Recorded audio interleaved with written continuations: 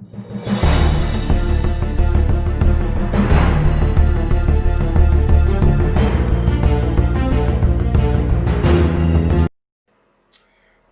afternoon, keepers of the cash. Gary B, the casual comic guy here, and we're back with another Savage Saturday. And this week we are talking an Atlas Comics classic, the Barbarians 1, featuring Ironjaw and Andrax. Alright, so got my slab copy, got my reader copy. Alright, and we're going to get into this, give you an overview, hopefully not too many spoilers, just kind of touching on it. We're going to show you some of the art. This is a 1975 book, and I think Atlas Comics produced a total of 65 comics. So they weren't around that long, but they made a little impact. They're nice, and they're sought after by collectors. And I've just gotten into them recently, and it's a rabbit hole, but thankfully it's only a 65 issue rabbit hole. Will I get them all? Maybe, maybe not. Depends what they have that interests me, but so this has two characters. Of course, Ironjaw, who then went on to have his own 4-issue miniseries. And then Andrax, who I don't believe we ever saw again, had a backup story. And in the first story, you see Ironjaw setting out. He's looking for adventure. He was a king and a ruler of his land, obviously. But the life wasn't for him. He sought battle and adventure. And, and this takes place in a future post-apocalyptic world. Things are reverted back to barbarism, and while he's out riding looking for adventure, well, unfortunately for him, he gets his wish, right? And he runs into the mount. It's called the Mountain of Mutants, and he runs into these mutants. And at first, you think it's going to be a pretty simple, straightforward tale. Man battles monsters, man triumphs in the end, but it's not. It was a surprising little 1975 read because there was more to it than that. Ironjaw, the main character, definitely has fallibilities, and he's definitely prey to how he grew up and who he is, and he makes some moves and actions which aren't very much of the hero. But he learns from them, and he adapts to become a better person, which is really cool. He's captured, there's a battle. He meets the ruler of the mutants on the mountain, and both sides kind of figure out that they got stuff to learn from the other. At first, he's a complete pighead. He's thrown in captivity with this woman that's also been in captivity, and she has her own lessons to teach him, which he needs to learn. The writing is good. It's fast, though. It's an introductory story, and it's not a lot of pages, and we'll show you some more art. It's very good, and there's some cool little ads in this, which I'll show you too. So we got some nice art there, and he's learning some lessons he needs to learn. And what's fun about this story is it's not upfront what you think it's going to be.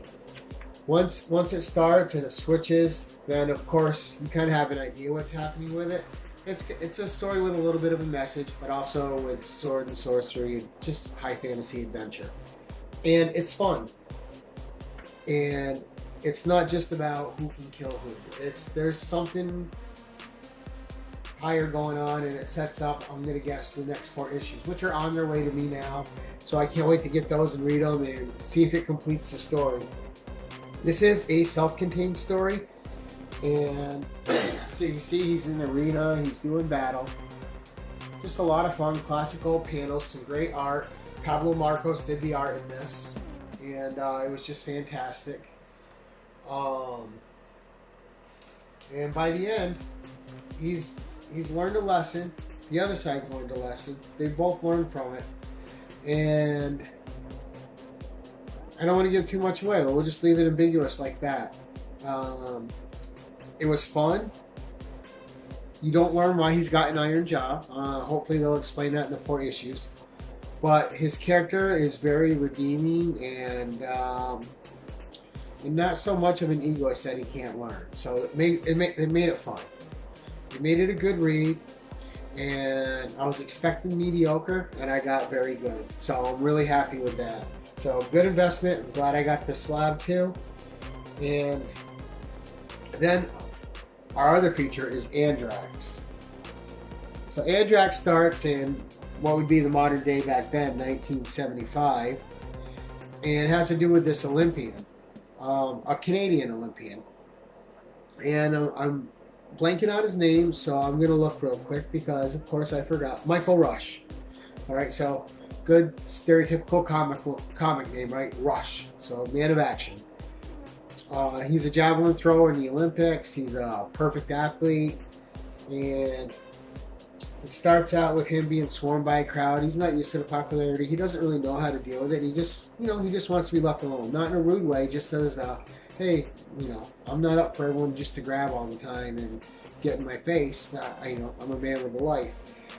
He jumps into a car with someone to get away from a crowd, and stuff is afoot from there. He is taken. He is experimented on, and he wakes up 2,000 years in the future. I'm not going to tell you what they did to him or what the purpose of him being in the future is, but it sets up, again, a post-apocalyptic world where this man from the present time then is now in the future, and he's kind of a hero in the making. It's not a role he wanted, but it's a role he was thrown into, and it sets up the story, gives you kind of a good basis, and you like this character. He's a pretty solid dude, and then it leaves you. I tried to find if they did other stuff with him, and I haven't seen it, but they did enough with this short story that I wanted to see more of them. I thought it was a great, interesting idea. It was just different enough that it made it fun, and again, the writing was kind of cool, so I enjoyed it. And another good thing was this, is when you get these old books, you see all these great old ads. So Planet of the Apes, home movies. Look at that. All right. Film Monsters, home movies. And then look at over here, the Atlas Fantasy Shop. You gotta love some of the art in these old ads. Just absolutely fantastic. So this was just a great old book. I'm going to read Wolf next, and I'll probably review that for Savage Saturday. I got the Ironjaws on the way, so I'll definitely read those for and do a review of that. So all those you'll see coming up on more Savage Saturdays. And again, because I like... Now, this isn't a super valuable slab, right? This is a $80 slab. And most people have stuff that's worth a lot more in their collection. This is the type of thing that's worth a lot to me personally. Just, this is what I collect. This is my stuff. And this and Limited Marvel and some other Marvel characters are just the things I enjoy. I'm fortunate in the fact that the stuff I enjoy doesn't happen to be the most high-end stuff. Like, you're not going to see me hunting for a Hulk 181. Is a Hulk and Wolverine cool? Of course they are. But it's just not a grail for me, so I don't have to worry about that expense, right? So that's good for me. And but that's it, guys. That was Savage Saturday featuring Ironjaw and the Barbarians #1, and with a backup story of Andrax. Fun read. You can get this off eBay pretty cheap, and your LCS might have it. I highly recommend it if you like sword and sorcery and fantasy adventure. And until next time, guys, keep it casual.